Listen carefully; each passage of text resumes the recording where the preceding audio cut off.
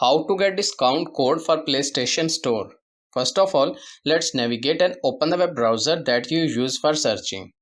Once the app is open up on the screen, use the search bar to find the PlayStation discount code.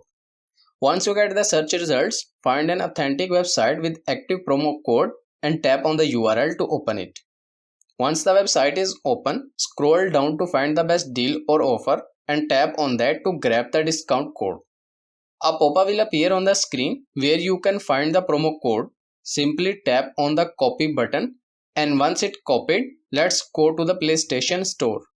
Here, when you are going to check out, paste the copied code in the promo code field and get a discount on total balance.